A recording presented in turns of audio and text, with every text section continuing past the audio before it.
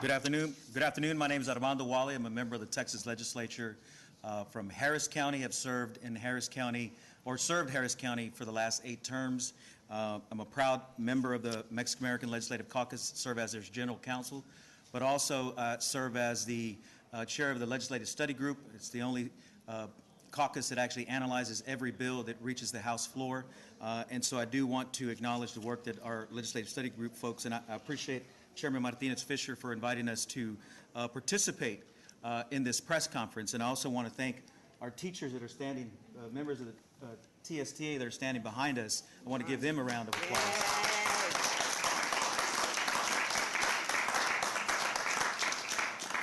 So the conversation about education in Texas has to start and end with the need to fully fund our public schools. Yes. It is our duty as state legislators representing Houston Independent School District, Dr. Allen, Yes. and their families and students to rally around these neighborhood schools. Yes. We acknowledge that there's been underperformance in the past, mainly due to that severe underfunding in our public schools. But I'm angry. I'm angry. My community is angry.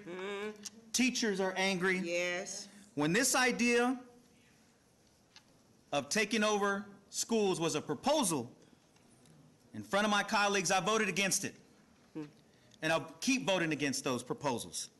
But at the end of the day, however we interpret the law is the law, and the takeover is happening as we speak. So our community must be involved in the process so that students can continue on a path of progress. Our community's voices must be loud and clear, since we have no longer the ability to depend on duly elected board members representing HISD families. That option is off the table now. We know that states can improve academic performance by increasing per pupil spending, like raising the basic allotment. Yes. We also know that, one, we can foster communities. We can do this by fostering communities in our schools that provide academic and social, emotional support Yes. for our students. Right. 2, we can provide wraparound services that meet the needs of entire families, such as health clinics, food pantries, extra tutoring, and enrichment programs. 3, we could reduce class sizes. Yep. 4, hire an appropriate number of teachers and staff for every school. And that requires members of AFT, TSTA, that requires better pay for those teachers. Yes. That requires retention bonuses for personnel, staff at those schools. And we must make sure that workers' rights are maintained, and we oppose any effort to privatize HISD staff. Yeah.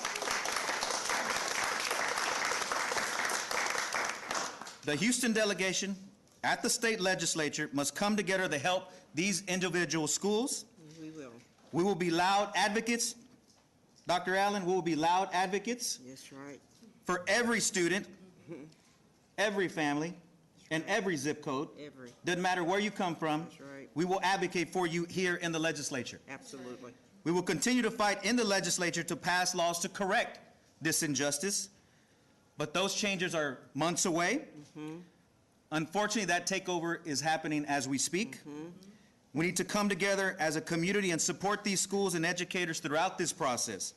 And at the end of the day, ladies and gentlemen, children, all these children, doesn't matter where you're from, whether you live in Northside, East End, Sunnyside, South Park, That's right. 5th Ward, 2nd Ward, Washington Avenue, the West Side, Spring Branch area.